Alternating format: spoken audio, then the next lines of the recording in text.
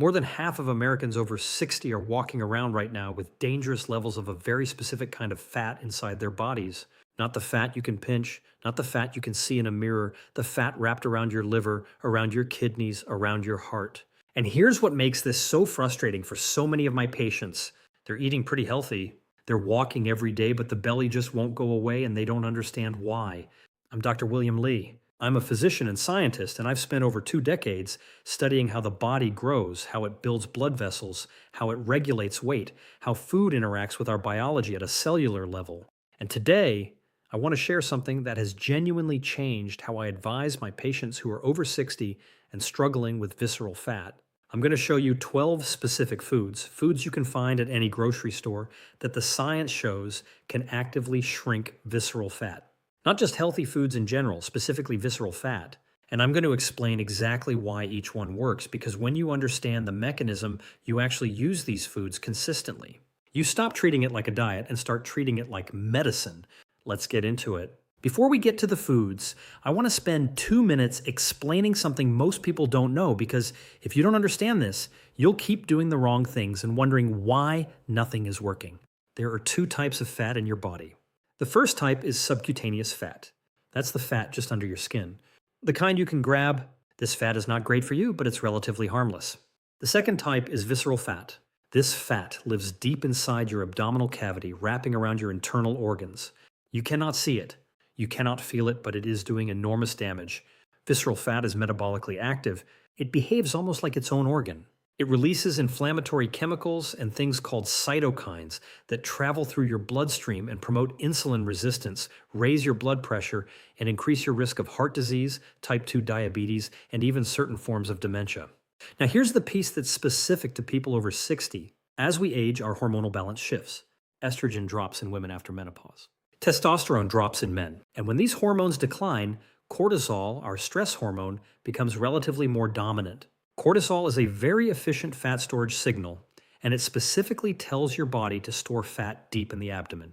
At the same time, your muscle mass is declining, and muscle is your primary fat-burning engine. Less muscle means slower metabolism, which means less visceral fat being burned each day. So, you're producing more visceral fat and burning less of it.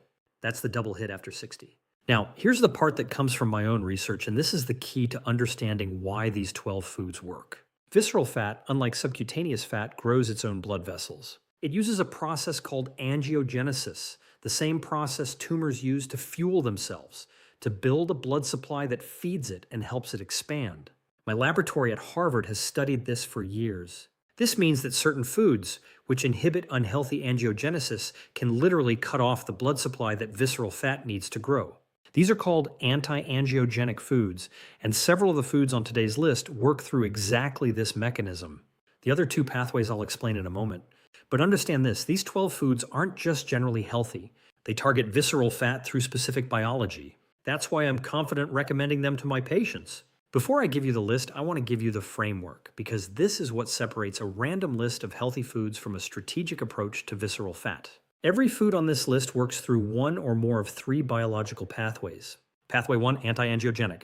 These foods inhibit the formation of new blood vessels that feed visceral fat. Without that blood supply, fat cells can't expand. Research published in journals including Cell and Nature has shown that specific food compounds can reduce angiogenic activity in adipose tissue, that's fat tissue, by as much as 40%. Pathway 2, anti-inflammatory. Chronic low-grade inflammation is one of the biggest drivers of visceral fat accumulation in aging adults. It creates a feedback loop. Visceral fat causes inflammation. Inflammation drives more fat storage. The right foods break this cycle by reducing key inflammatory markers, specifically IL-6, TNF-alpha, and C-reactive protein. Pathway 3, microbiome activating. Your gut bacteria play a direct role in how much visceral fat your body stores. Specifically, the ratio of 2 bacterial families, Firmicutes and Bacteroidetes, affects how efficiently your body extracts calories and stores them as fat. Research from the American Gut Project and studies out of Washington University have shown that certain plant foods shift this ratio in a favorable direction, reducing visceral fat even without caloric restriction. I'll tell you which pathway each food targets as we go through the list. This matters because the most powerful approach is to cover all 3 pathways. You don't need every food every day, but you want to be hitting all 3 pathways across your week. All right, Here are your 12 foods. Food number 1, blueberries.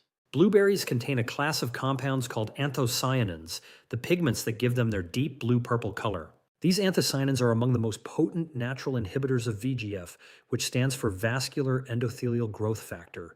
VEGF is the primary signaling molecule that visceral fat uses to grow new blood vessels. A study from the University of Michigan found that rats fed a diet enriched with blueberry powder had significantly less abdominal fat than controls, even without eating fewer calories. When we look at human studies, regular blueberry consumption is associated with lower waist circumference and reduced visceral fat mass in adults.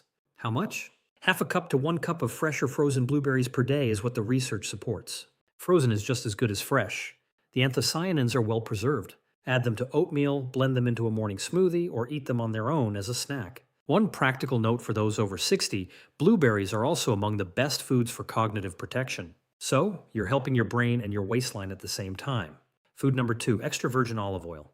I want to be precise here because not all olive oil is equal. Extra virgin, cold-pressed, high polyphenol content is what the research is about. Regular olive oil and light olive oil do not have the same effect. Extra virgin olive oil contains a compound called oleocanthal. Oleocanthal inhibits the same inflammatory enzymes that ibuprofen targets, COX-1 and COX-2. It also dramatically reduces levels of IL-6 and TNF-alpha, the cytokines that visceral fat releases to promote further fat storage. The landmark pre-dimed trial, a massive randomized trial out of Spain, found that adults who consumed extra virgin olive oil daily had significantly lower levels of inflammatory markers and significantly less central adiposity compared to low-fat diet groups. This held true across age groups, including adults over 65. 2 tablespoons per day is the dose most consistently linked to benefit. Use it as your primary cooking fat at low to medium heat or drizzle it over vegetables and salads. Do not cook it at high heat. That degrades the polyphenols. Food number 3, wild salmon. Omega-3 fatty acids, specifically EPA and DHA, are among the most researched anti-inflammatory nutrients in existence. Wild salmon is one of the richest natural sources. Here's the specific mechanism for visceral fat. Omega-3s activate a nuclear receptor called PPAR-gamma. When PPAR-gamma is activated, it shifts fat from visceral depots, the dangerous abdominal fat, towards subcutaneous depots, which are less metabolically harmful. It also directly reduces the expression of genes that promote fat cell expansion. A meta-analysis of 21 randomized controlled trials found that omega-3 supplementation significantly reduced liver fat and visceral fat in adults with metabolic syndrome, a condition extremely common in Americans over 60. How much? 2 to 3 servings per week of wild-caught salmon is the target. Wild-caught has significantly higher omega-3 content than farmed. If salmon isn't accessible or affordable, canned wild salmon is an excellent option and costs a fraction of fresh. For those on blood thinners, have a conversation with your physician before dramatically increasing omega-3 intake, as there can be an interaction. But moderate food-based intake, 2 to 3 meals a week, is generally well tolerated. Food number 4, green tea. Green tea contains a catechin called EGCG, epigallocatechin gallate. EGCG does 2 things that are directly relevant to visceral fat. First, it's a potent inhibitor of VEGF, the same angiogenic signal that blueberries target. Second, it activates a process called thermogenesis in brown adipose tissue, meaning it actually raises your resting metabolic rate. A systematic review of 11 clinical trials found that green tea supplementation was associated with significant reductions in body weight, waist circumference, and visceral fat area. The effects were most pronounced in adults over 55. 2 to 4 cups per day brewed green tea is the dose associated with these benefits. Matcha powdered green tea delivers roughly 10 times the EGCG of regular brewed green tea and is an excellent option. A note on caffeine. For those who are caffeine sensitive, drinking green tea before noon and switching to decaffeinated versions later in the day is a simple workaround. Food number 5, broccoli and cruciferous vegetables broadly. Cruciferous vegetables, broccoli, cauliflower, Brussels sprouts, kale, cabbage, contain a compound called sulforaphane. Sulforaphane activates a pathway called NRF2, which is essentially the master regulator of your body's antioxidant and detoxification systems. Why does this matter for visceral fat? Because visceral fat accumulation is tightly linked to oxidative stress, a kind of cellular damage caused by free radicals. NRF2 activation dramatically reduces this oxidative stress, which in turn reduces the inflammatory signals that drive visceral fat expansion. Research published in the Journal of Nutritional Biochemistry showed that sulforaphane directly inhibited fat cell differentiation, meaning it reduced the conversion of pre-fat cells into actual fat cells in visceral depots. 1 to 2 cups of lightly cooked broccoli or similar cruciferous vegetables 3 to 5 times per week is the target. Lightly steamed or roasted preserves more sulforaphane than boiling. For those with thyroid conditions, cooked cruciferous vegetables in moderate amounts are generally fine, but it's worth mentioning to your doctor.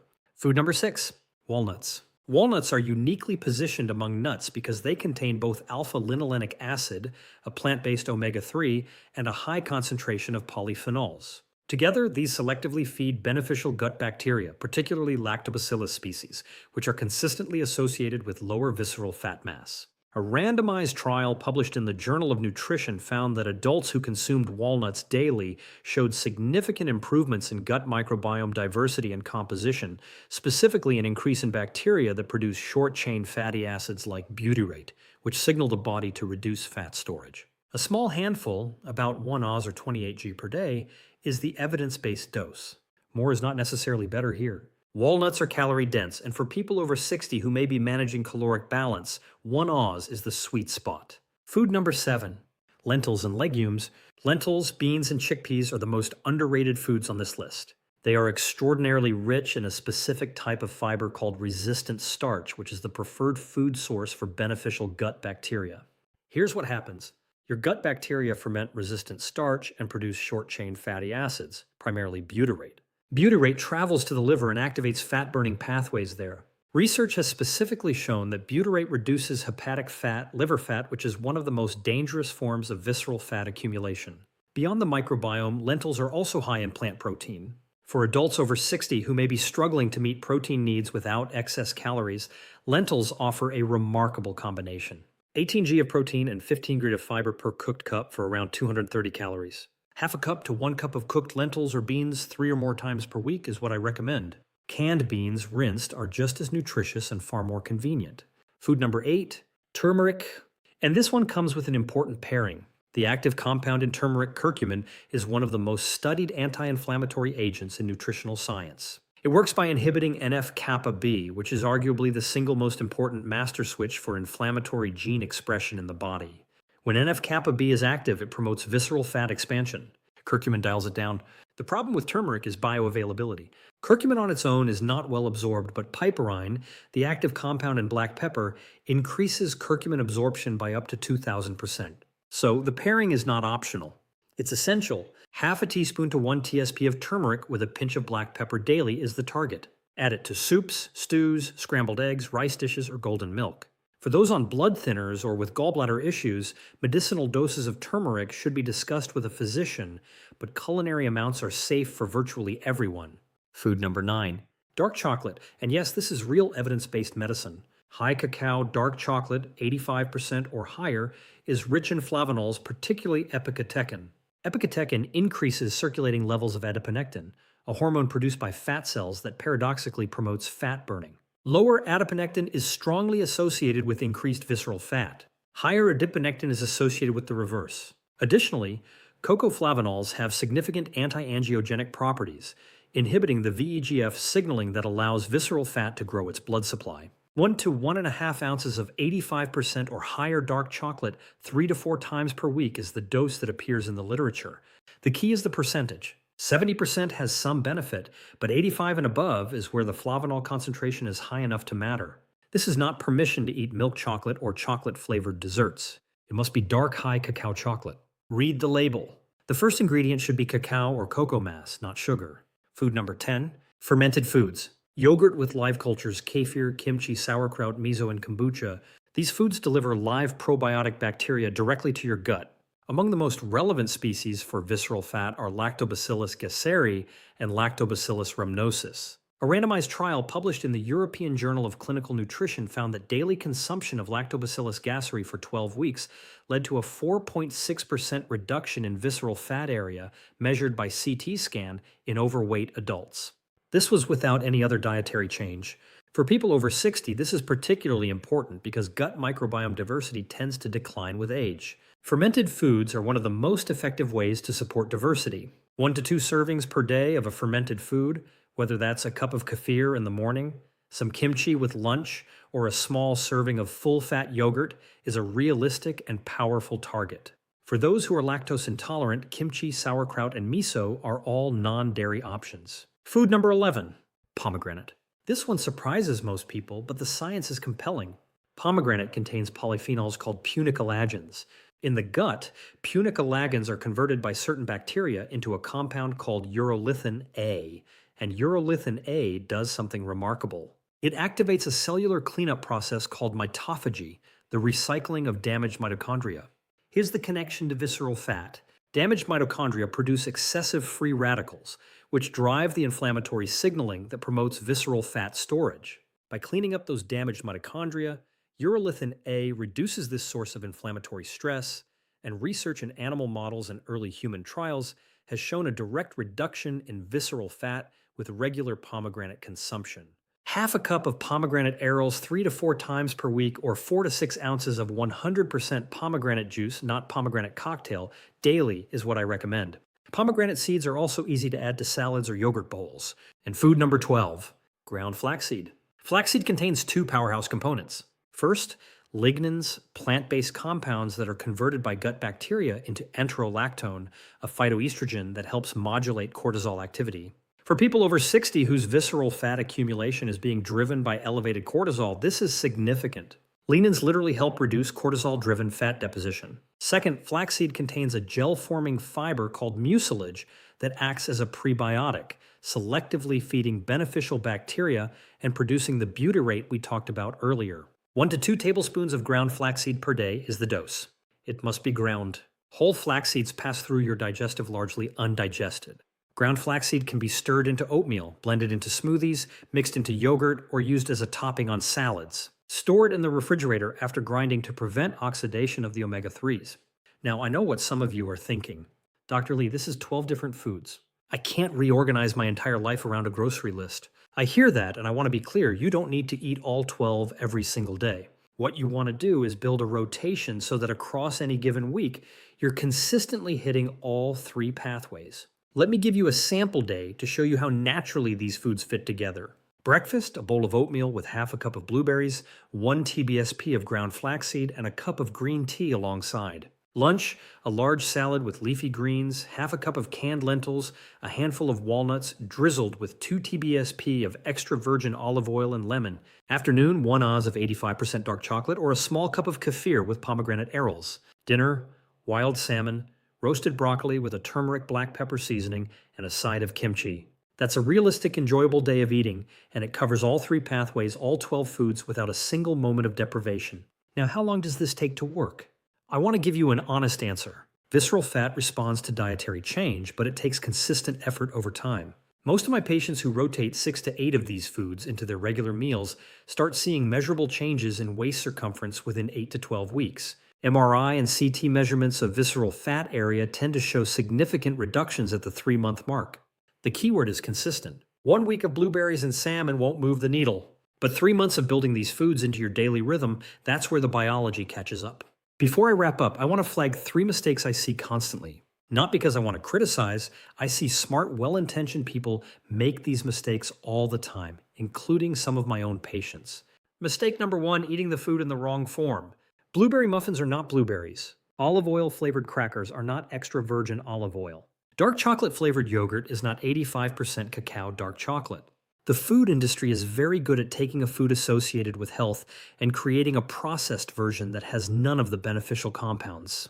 Always go as close to the whole food as possible. The closer to nature, the more the bioactive compounds are intact. Mistake number 2, thinking 1 or 2 of these foods is enough. Visceral fat is maintained by multiple biological systems simultaneously: angiogenesis, inflammation, the microbiome, hormonal signaling, and more. One food, however powerful, is fighting on one front. You need to be fighting on multiple fronts at once. That's the philosophy behind the 3-pathway framework. Diversity is the strategy. Mistake number 3, and this is the one that undermines everything else, ignoring sleep and stress. Cortisol is the most powerful driver of visceral fat in adults over 60. And cortisol is controlled primarily by sleep and stress, not diet. If you're sleeping less than 6 hours a night or carrying unmanaged chronic stress, your cortisol is elevated. And elevated cortisol tells your body to store fat, specifically visceral fat, regardless of what you're eating. These 12 foods are powerful, but they work best in a body that is also getting 7 to 8 hours of sleep and has some form of stress regulation, whether that's walking, meditation, social connection, or whatever works for you. Food is medicine, but it's not the only medicine. So let me bring it together. 12 foods, 3 pathways, 1 goal: reducing the visceral fat that is silently driving inflammation, metabolic disease, and accelerated aging. Anti-angiogenic foods, blueberries, green tea, dark chocolate, pomegranate, cut off the blood supply that visceral fat needs to grow. Anti-inflammatory foods, extra virgin olive oil, wild salmon, broccoli, turmeric, break the inflammatory cycle that makes visceral fat self-sustaining. And microbiome activating foods, walnuts, lentils, fermented foods, flaxseed, rebuild the gut ecosystem that controls how much fat your body stores in the first place. You don't need all 12 every day. You need consistency. You need variety across the week. And you need to combine this with decent sleep and manage stress. I've put together a 1-page cheat sheet, all 12 foods, the pathway each one targets, the recommended dose, and some simple swap ideas. It's free. You can download it at the link in the description or in the first comment below. And if this kind of science-backed content is useful to you, I'd love for you to subscribe so you don't miss what's coming next. I'm going to do a full video on the 5 exercises that work specifically with these foods to accelerate visceral fat loss, even for people who haven't been active in years. That's next week. In the comments, I'd love to hear from you. Which of these 12 foods are you already eating regularly?